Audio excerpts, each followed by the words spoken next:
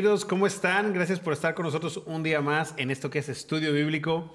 El día de hoy tenemos el privilegio de poder adentrarnos en la palabra del Señor, en un capítulo que creemos va a bendecir tu vida.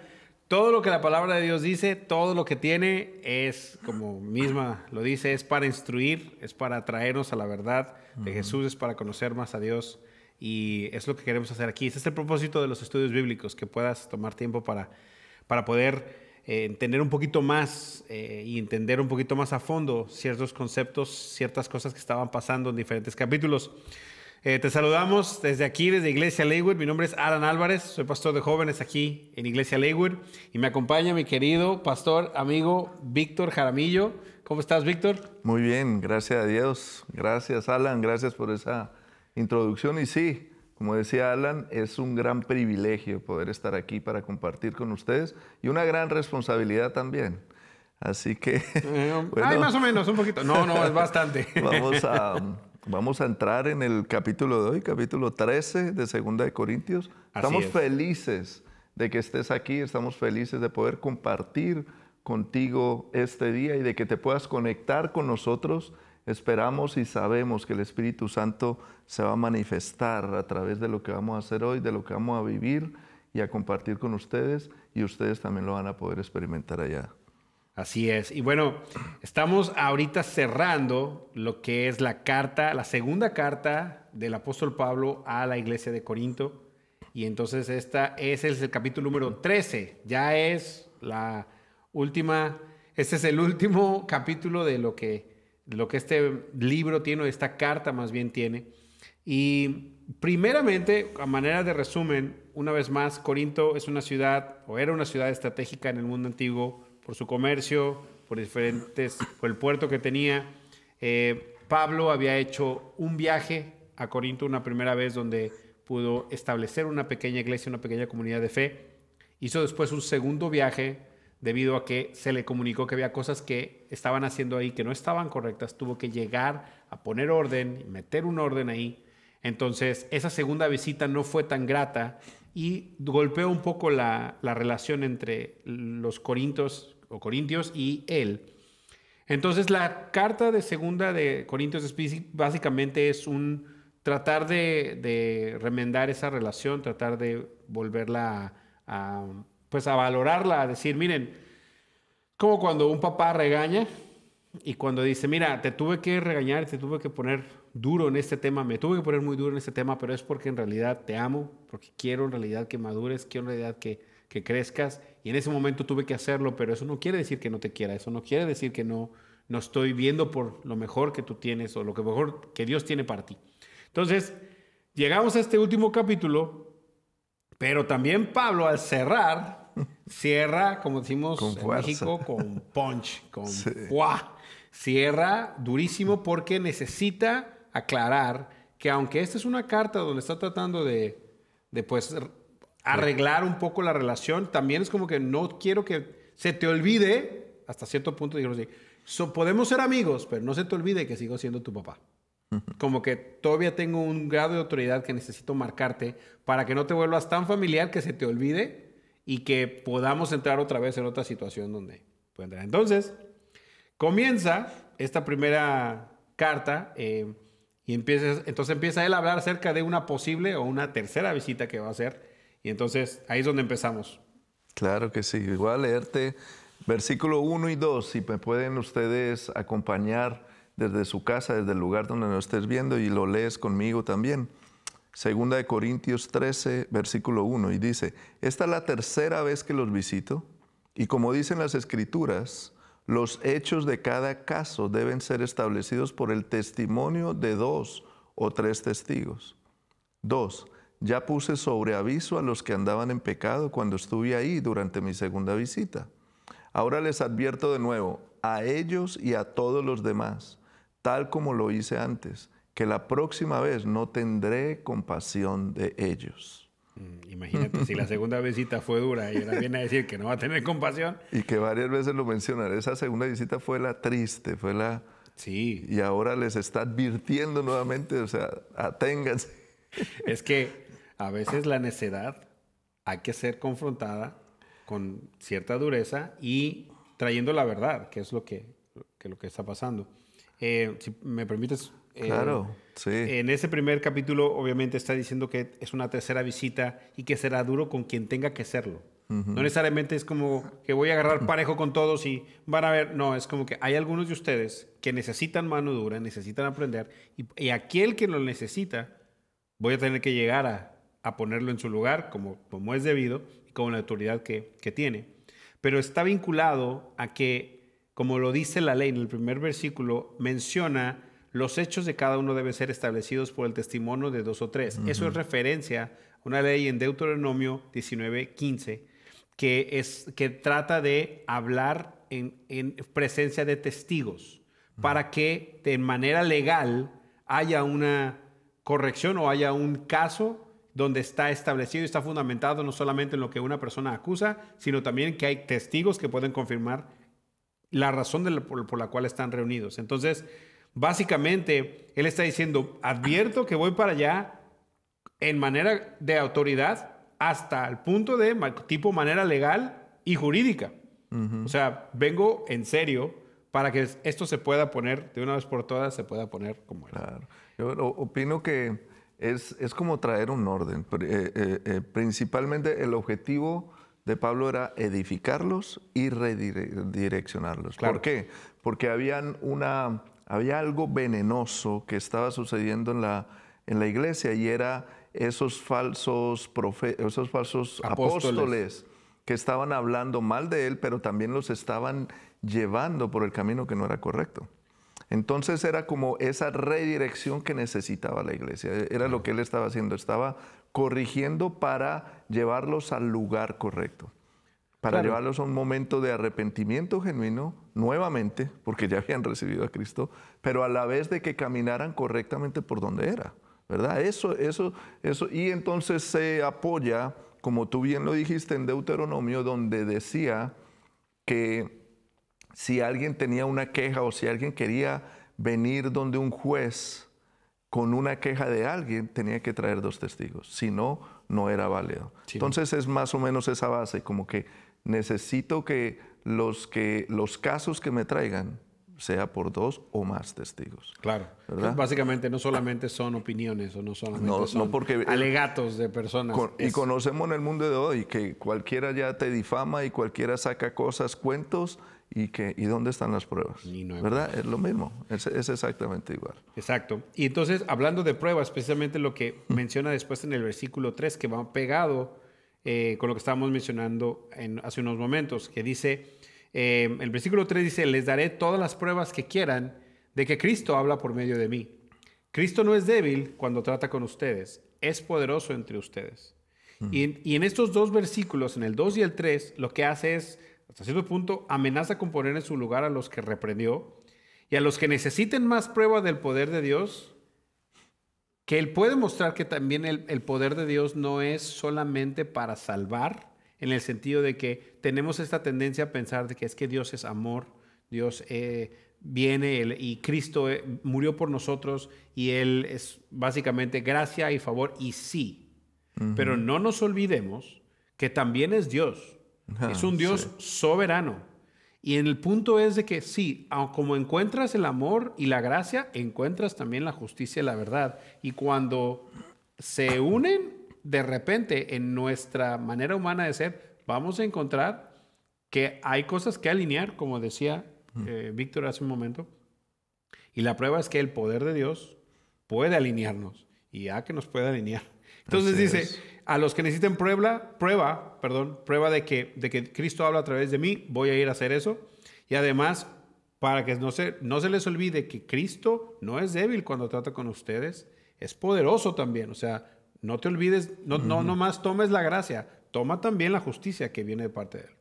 No, y trae yo pienso que trae también mucho ese balance que es necesario para la corrección. ¿En qué sentido? Él menciona, por ejemplo, en el versículo, él dice, les daré todas las pruebas que necesiten de que Cristo habla por medio de mí. Y aclara que Cristo no es débil. ¿Por qué? Porque en la cruz, Cristo parecía ser débil, ¿verdad? Parecía ser débil. Entonces, Él muestra debilidad para llegar a la cruz solamente por amor por nosotros, por ese corazón que Él tiene de alcanzarnos y de llegar a nuestra vida y volver a reconciliarnos con Él, ¿verdad? Pero se ve el final donde Él es resucitado y donde Él está sentado a la diestra del trono. O sea, de que es una debilidad que se puede ver por alcanzar el corazón de otro, que es lo mismo que Pablo le está diciendo. Pueda que yo me muestre débil, pero también el poder apostólico o el Espíritu de Dios vive también dentro de mí en Cristo Jesús, ¿verdad? Entonces es como ese balance en que sí, voy a ser fuerte, pero si tú decides cambiar, ya no tengo que hacerlo. Claro, no necesitas esa corrección fuerte y débil, fuerte y áspera si tú haces lo que tienes que hacer, básicamente. Exactamente. Y bueno, lo que acabas de explicar, lo explicaste de manera magistral y fue la explicación precisamente del versículo 4, que dice, aunque fue crucificado en debilidad, ahora vive por el poder de Dios. Nosotros también somos débiles, al igual que Cristo lo fue, pero cuando tratemos con ustedes estaremos vivos con Él y tendremos el poder de Dios. Básicamente lo que estaba diciendo, ya explicó Víctor en eso, es esa, hasta cierto punto, apariencia de debilidad solamente por amor, solamente por ser, por el beneficio nuestro. Así es. Y esto me hace recordar cuando el pueblo de Israel estaba al pie del monte Sinaí, la primera vez, y escucharon la voz de Dios, que era como trueno, que, o sea, tuvieron una experiencia donde fueron confrontados con quién era Dios, que hasta ellos mismos dijeron que no nos vuelva a hablar Él, porque si no morimos. Vamos a morir. Vamos a morir. Y ahí fue donde empezó Moisés a tener esa cuestión de ser ese mediador entre el pueblo y Dios, por esta cuestión de que Dios es potencia pura.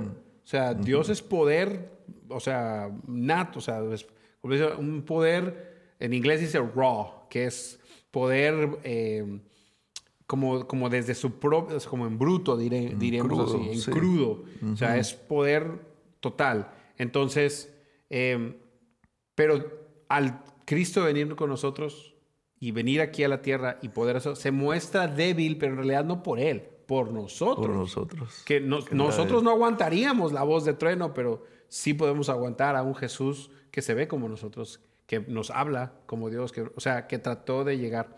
Entonces, pero que no se nos olvide, ni a ellos ni a nosotros, quién es Dios. Y lo increíble también de esto es que a pesar de que en el Nuevo Testamento sobre todo se puede ver algo de debilidad y como las películas a veces lo muestran, como a Jesús tal vez débil, pasivo, tranquilo. y que nos han tratado de mostrar algo así, no podemos olvidar que la única autoridad verdadera de la iglesia proviene de su cabeza. ¿Que quién es? Jesucristo. Es Él. Él es la autoridad máxima. Él es el creador del universo. Y cuando Él lo crea, aunque lo crea también con todo ese amor y todo, podemos ver la misma naturaleza, cómo refleja su poder también. Exacto, ¿verdad? exactamente. Entonces, eso es Él. Y Pablo aquí está comunicándose con ellos con fuerza, pero a la vez con amor. Sí. Él trae esa parte donde Él les dice, hey, los amo tanto que quiero llegar de buena forma, pero tampoco voy a escatimar tener que mostrar el poder de Dios y ni voy a tener misericordia con el que esté todavía siguiendo en pecado. O sea, de una vez es como... Como te quiero, pero también no se te olvide. Necesito, hay que poner orden. Y eso para nosotros o para la iglesia de Jesucristo es un ejemplo maravilloso. ¿En qué? Nos muestra el celo que Pablo tenía por cuidar, por corregir a la iglesia cuando necesitaba corrección y por cuidar a los que él amaba, a sus hijos espirituales, por cuidarlos. Y eso nos deja a nosotros una enseñanza increíble, donde a lo mejor estamos viviendo tiempos de una iglesia en general que de pronto en esa área de la confrontación, en esa área del cuidar de esa forma, es un poco pasiva. Claro. Y entonces hay una generación que crece que quiere juzgar rápidamente las autoridades de la iglesia, sin entender que, como dice la misma palabra, toda autoridad es puesta por Él, ¿verdad? Claro. Y van corriendo solamente juzgando a la iglesia y solo criticando a la iglesia, y no tienen ese respeto a la autoridad que es delegada por el mismo Jesucristo, ¿verdad? Claro. Entonces, es como ese mensaje de que, hey, puede que te levantes con preguntas y con cosas, pero ten cuidado, porque como él lo hizo con Corintios, ten cuidado y mírate si es que a lo mejor estás siguiendo enseñanzas que no son. Claro. A lo mejor estás dejándote guiar y de pronto el enemigo está usando personas para que te metan ideas que no vienen de él. Que fue lo que pasó precisamente con Corintios. Exactamente. Exactamente fue eso, fue lo que pasó. Se estaban precisamente. dejando influenciar por personas que no llevaban un mensaje directo de parte de Dios, y además que viene a la referencia que quiero hacer del versículo 5 y 6, es que ellos, esos superapóstoles, demandaban una prueba.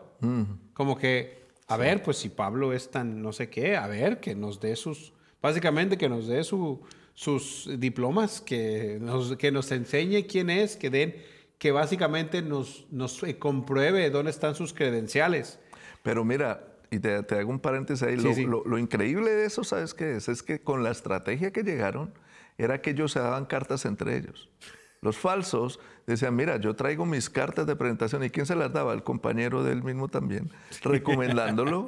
Entonces ellos pedían esas mismas recomendaciones. Oye, como cuando aplicas para un trabajo, pero que la recomendación es de la mamá, Sí, el tío. exacto. Esas no valen. Entonces era lo mismo que pedían de Pablo, pero era una estrategia, se puede decir audaz, para desvirtuar y quitar la autoridad para ellos quedar como autoridad. De hecho, lo vemos a través de la carta, donde el mismo Pablo les dice, en la versión Víctor, les dice, hey, abran sus ojos, yo ni siquiera les cobraba y estos están solo cobre y cobre por enseñarles. Y que muy bien decir, a ver, no hay mejor carta de recomendación que ustedes mismos, que es la misma iglesia que yo mismo fundé, que a punta de la palabra de Dios ustedes están dando fruto. Bueno, a ese punto todavía no daban fruto, estaban inmaduros, pero a lo que voy a decir, el versículo 5 dice, examínense para ver si su fe es genuina. Sí. Pruébense a sí mismos.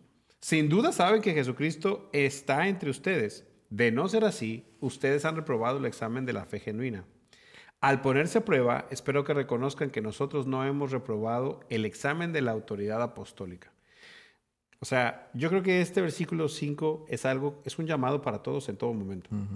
No, o sea, aquí lo está hablando, a manera de estudio bíblico estamos hablando de Pablo refutando y diciendo, no me trates de venir a examinar a mí, con realidad que necesita examinarse son ustedes por lo que están haciendo. Yo puedo defender todo lo que estoy diciendo porque yo hablo de parte de Jesús. Y no nomás eso, si ustedes se examinan y se dan cuenta que lo que yo estoy diciendo y lo que su fe genuina en realidad, si ustedes ponen su fe en un examen, se van a dar cuenta que lo que estamos diciendo nosotros no está fuera de la palabra de Dios y no lo estamos diciendo solamente porque es cuestión nuestra. O sea, viene con un mensaje nato de las Escrituras. Entonces, pero para mí este versículo se me queda a mí como, creo que es algo que nosotros constantemente debemos hacer. Examinémonos para saber si nuestra fe es genuina. Eso para mí, con todo respeto a la palabra de Dios y a ustedes, pero para mí, en cuanto a este estudio, para mí yo me quedo con ese versículo como que, si yo nomás hubiera leído este versículo y es con todo lo que me quedo, yo con eso se hubiera quedado, porque eso es súper clave para todos, que en todo momento de la vida, en toda situación, estemos examinándonos si nuestra fe es genuina, si nuestro motivo por seguir a Dios es genuino, si nuestra manera de hacer las cosas en realidad es por una fe genuina en Dios y no por tratar de hacer algo por nosotros mismos o por alguien más, que es lo que estaba pasando, por ejemplo, aquí en Corinto. Dice, pruébense a ustedes mismos, sin duda que Jesucristo está entre ustedes. De no ser así, ustedes han reprobado el examen de la fe genuina. Básicamente, si en nuestro examen no podemos decir que Jesús es la fuente de nuestra fe, no, ya perdimos. Lo increíble es cómo lo empata con el otro verso que leíste, donde dice, y al ponerse en la prueba, espero que reconozcan que nosotros no hemos reprobado el examen de la autoridad apostólica. ¿Por qué? Porque también Pablo sabe que si ellos reprueban su fe, o si ellos niegan de que Pablo es verdaderamente un apóstol, un enviado por Dios, entonces la misma fe de ellos no tiene base. Claro. Porque ellos son el fruto de su apostolado. Claro. O sea, ellos son el fruto ellos son la muestra de que Dios se movió entre ellos para salvación. Y como esa muestra, como esa prueba es que era lo que querían desvirtuar los falsos apóstoles, Los superapóstoles. entonces les está diciendo, hey, abran los ojos, es que Claro. ustedes mismos son la prueba. Y si ustedes no examinan eso, ustedes están reprobando su misma fe, pero a la vez terminan entonces reprobándonos a nosotros porque nosotros los ganamos para Cristo. O sea, la base en la que ustedes están parados se pierde. Claro. ¿Qué es lo que está pasando, verdad? Entonces es muy sabio, de hecho, en la forma como los aborda, con mucho amor, pero también con mucha firmeza.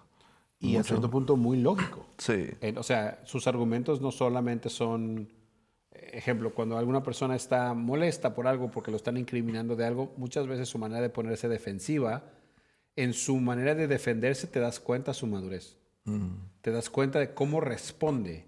Y si sus respuestas tienen lógica y en realidad son respuestas válidas con puntos válidos, te das cuenta que en realidad puede defenderse. En cambio, una persona que lo acusan y sus defensas son totalmente berrinches, son ataques, son mentiras, pues entonces muy probablemente de lo que se le acusa es verdad. En cambio, Pablo, su manera de responder siempre es, mira, tú di lo que quieras, pero basado en la palabra de Dios, basado en el llamado que yo tengo, ponme a prueba y te vas a dar cuenta que lo que te estoy diciendo es verdad.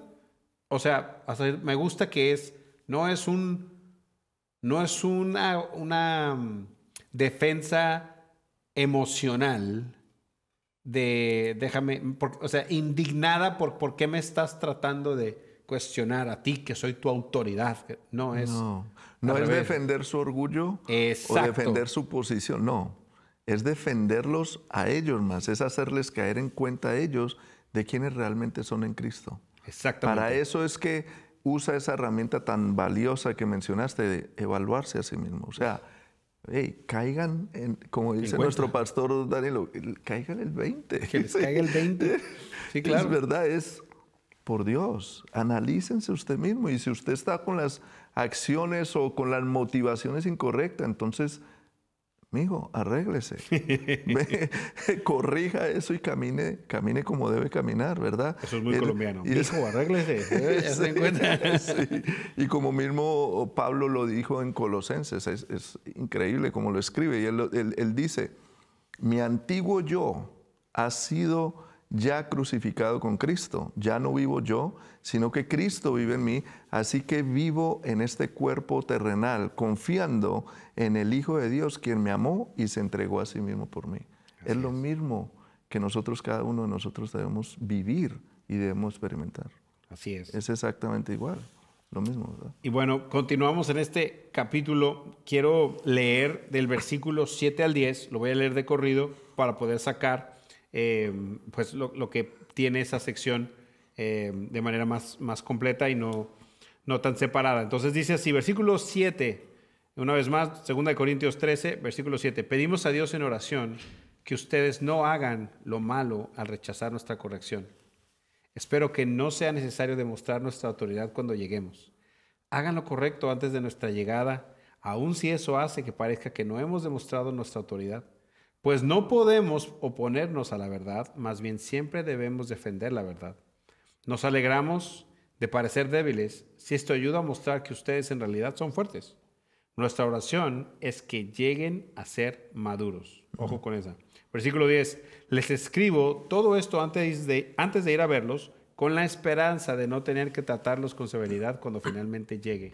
Pues mi deseo es usar la autoridad que el Señor me ha dado para fortalecerlos, no para destruirlos. O sea, este pasaje completo, del 7 al 10, yo casi lo puedo ver, puedo escuchar a un papá hablándole a un hijo. Totalmente. Así. Totalmente, es eso.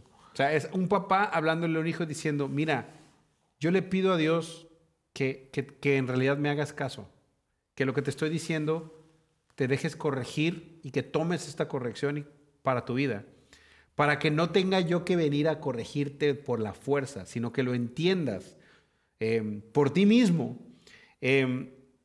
O sea, en diferentes versículos, o sea, en el 9, nos alegramos de parecer débiles y esto te ayuda a mostrar que ustedes son fuertes. Es decir, yo prefiero aguantarme y no mostrar mi total poder de autoridad y verme débil si eso va a generar que tú en realidad crezcas y madures. Que viene en el versículo 9 también. Nuestra oración y nuestro objetivo es que lleguen a ser maduros, que crezcas y que llegues a la plenitud de lo que Dios tiene para ti.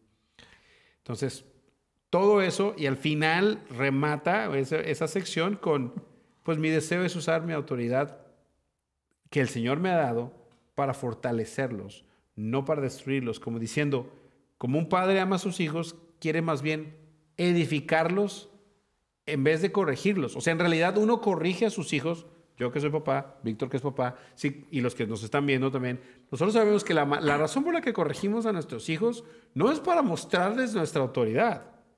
Y si lo haces así, estás corrigiendo mal a tu hijo. No lo estoy diciendo, pero el punto de la corrección no es mostrar poder, es que aprendan, que corrijan y que se alineen a lo que tienen que hacer. Entonces, si yo tengo que evitar corregir a mi hijo de manera fuerte, porque en una conversación él entiende lo que le quiero decir, bendito Dios, que no tuve que usar, como dice aquí, mi autoridad que Dios me ha dado como su padre para destruirlo o para causarle dolor, más bien es para fortalecerlo. ¿No? Y entender que la función de los padres, así como la función también de los pastores, o la función de las personas que cuidan a otras personas, son aquellos que lideran, son aquellos que supervisan, son aquellos que pastorean, enseñan, aquellos que advierten, aquellos que sirven y aquellos que tienen esa mayordomía, que consuelan, pero también que modelan con ejemplo, como lo hacía Pablo. O sea, todo eso nosotros como padres tenemos esa gran responsabilidad. Claro, no nomás es corregir para corregir sin haber mostrado con el ejemplo. Claro. Porque eso también nos quita autoridad. Exacto. O sea, cuando uno corrige sin haber sido modelo, no tienes la autoridad moral para poder corregir. Y eso creo que nos pasa a todos, o lo hemos visto en alguna autoridad que hayamos tenido, que nos están corrigiendo o nos están diciendo, mira esto y esto. Pero esa persona no ha modelado que esa corrección puede sostenerla. Entonces, yo creo que es algo también que le da autoridad a Pablo. Claro, su modelo y todos estos aspectos que acabamos de mencionar, pero el resultado de no hacerlo. Claro. Cuando tú no corriges, cuando tú no le modelas, cuando tú no cuidas de tus hijos, o cuando en una iglesia los pastores no lo hacen con la congregación o con los discípulos, el resultado son creyentes o son personas que tienen una vida que no es digna de Dios, o sea, que no se considera digna de Dios porque empiezan a tener acciones incorrectas, empiezan a vivir en la carne, en lo que se llama como los frutos de la carne, empiezan a vivir en peleas, en rencillas, con mal forma de hablar, con envidias, viviendo una moral depravada. O sea, son tantas las cosas que el mismo cuerpo nos ministra, pero que con la corrección y con el ejemplo que nosotros les podemos dar, podemos mostrarles cómo nosotros podemos tener ese dominio propio que es un fruto del Espíritu y no vivir por el fruto de la carne. Cómo nosotros podemos vivir por encima de las emociones, de pronto los celos que le tengamos a otra persona para mostrar amor, para mostrar empatía, para mostrar bondad. Entonces empezamos a tener dominio de este cuerpo que está yendo en decadencia para nosotros poder abrazar lo que realmente es la buena noticia hacia otros y poder vivir en armonía con otros también. Así es. ¿Verdad? Así es. Y bueno, termina este capítulo con los versículos del 11 al 14, que es básicamente los saludos finales, o más bien la despedida de esta carta de Pablo, que deja dos o tres cosas muy, muy interesantes. El versículo 11 dice, amados hermanos, termino mi carta con estas últimas palabras, estén alegres, crezcan hasta alcanzar la madurez, anímense unos a otros, vivan en paz y armonía. Entonces el Dios de amor y paz estará con ustedes. Salúdense unos a otros con un beso santo. Todo el pueblo de Dios que está aquí les envía sus saludos. Que la gracia del Señor Jesucristo, el amor de Dios y la comunión del Espíritu Santo sean con todos ustedes. El versículo 11 es obviamente el más emblemático porque tiene la particularidad de dar... A mí lo que me encanta de las firmas de Pablo, en varias ocasiones que nos ha tocado hacer estudios bíblicos, nos toca el último capítulo, me encanta porque siempre le encuentro así como que está diciendo, saludos, aquí les mandamos saludos todos, besos a la familia, tarará, pero entre eso le mete siempre algo súper importante. En este caso es, crezcan hasta alcanzar la madurez, anímense, estén alegres, anímense unos a otros, vivan en paz, en armonía. Y es hasta cierto punto, es como terminando la carta, diría yo, muy estilo muy mexicano, si me van a permitir. Yo lo veo así como un papá que dice, en tono paternal, amados o queridos, ánimo, denle para arriba, yo creo en ustedes, vivan en armonía, cuídense los unos a los otros, como que pronto nos vamos a ver, entonces vivan en paz, no anden peleando, eviten los dramas. Es como que enfóquense, anímense entre ustedes, crezcan, maduren. Y también Dios, el Dios de amor y paz estará con ustedes. Donde ustedes mantengan el vínculo de la paz, Dios va a estar con ustedes también ahí. Dios va a poder también ofrecer de su amor y mostrarles amor y paz a través del amor y paz que se muestren ustedes también.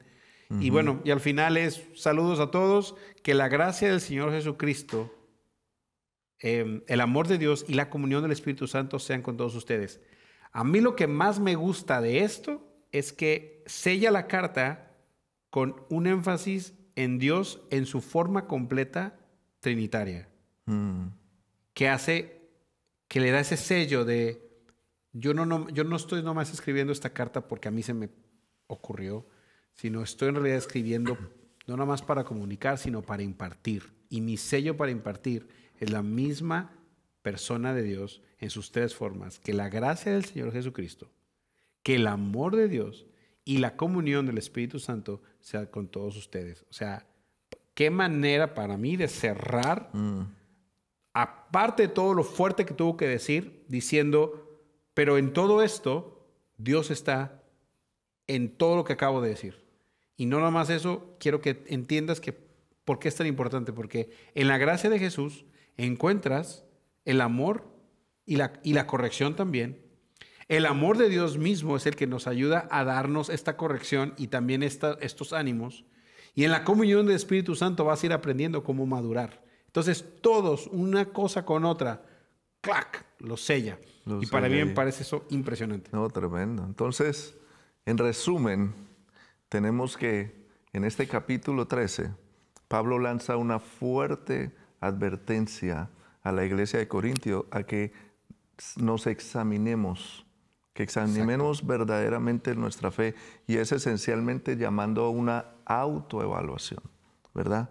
A un escáner, un scan completo de cuáles son las motivaciones y cuáles son las acciones que estamos viviendo para evaluar si la fe nuestra es genuina. Y puntos claves de este capítulo también, primero, puntos claves, la amenaza de la tercera visita. Crucial, crucial, porque eso como que los sacude para ellos decir, no, espérate, tengo que ponerme al día, o tenemos que hablarle a la congregación para que se pongan al día para cuando la apóstol. Oye, dice un dicho, cuando el gato no está, los ratones hacen fiesta, como que se va a acabar la fiesta porque ahí viene el gato. Exacto, entonces eso es clave. Otra parte muy importante del capítulo es ese examen de fe. Como tú mismo lo exaltaste, esa autoevaluación definitivamente es súper, súper importante de que todos la vivamos, todos nos la hagamos, sin importar en el nivel o de donde tú estés. Todos debemos continuamente hacernos ese examen de fe y esa autoevaluación, ¿verdad? Otro punto muy importante, la aparente debilidad de Cristo. Cómo con esa aparente debilidad de Cristo les muestra una verdad, que lo hizo para alcanzarnos y para volver a crear ese puente de comunicación entre el ser humano, el convertido y Dios, pero también como muestra de que, hey, pero Él no es débil. Claro. Él está fuerte y reina sobre el universo, tanto así que está sentado a la diestra de Dios Padre. Claro. Y está vivo, ¿verdad? Entonces, y otro punto muy importante e importantísimo durante todo el capítulo es la autoridad y el amor, ¿verdad? Entonces, ¿cómo cerramos esto y cómo te aconsejamos que estudies correctamente este capítulo? Primero, una reflexión personal es: evalúate realmente. ¿Cuáles son las motivaciones? ¿Qué es lo que tú realmente estás creyendo? ¿Qué es lo que tú realmente estás viviendo? Y te invito a que tú mismo veas tus acciones, veas los frutos que esas acciones están sacando, pero también mira dentro de ti, internamente, por qué tú lo estás haciendo, ¿verdad? Evalúate. Exacto. Otro, examina tus acciones. Coméntalo con otras personas también. Habla con alguien de confianza y que de pronto pueda evaluar esos comentarios o esos pensamientos que tú estás teniendo para que pueda, si esa persona tiene una autoridad espiritual, te pueda guiar correctamente. Y como último, te invito también a que lo compartas en un grupo pequeño. A lo mejor un grupo con vida, una célula, no sé cómo le llamen ahí donde tú estás, un grupo de confianza, de amigos, donde puedas tú compartir estos pensamientos, donde puedas tú hablar de esa evaluación que te estás haciendo y puedas de pronto ver otros puntos de vista y otras perspectivas de otras personas que también lleven a hacer esa misma evaluación y puedas crecer con ellos también. Así que con esto cerramos hoy. Alan, gracias. Siempre es un placer compartir contigo, compartir esta enseñanza y permíteme orar por cada uno de los que están ahí. Padre amado, bendito Rey, yo te doy gracias, te damos gracias, Señor, por todo lo que tú haces a través de esto que nos permites hacer, Señor. Y yo te pido porque cada una de esas personas que se ha conectado, que ha sacado el tiempo para escuchar esta enseñanza, Señor, pueda genuinamente abrir su corazón y abrir su mente para hacerse a sí mismo una evaluación genuina y pueda corregir cualquier cosa que de pronto el enemigo haya plantado allí.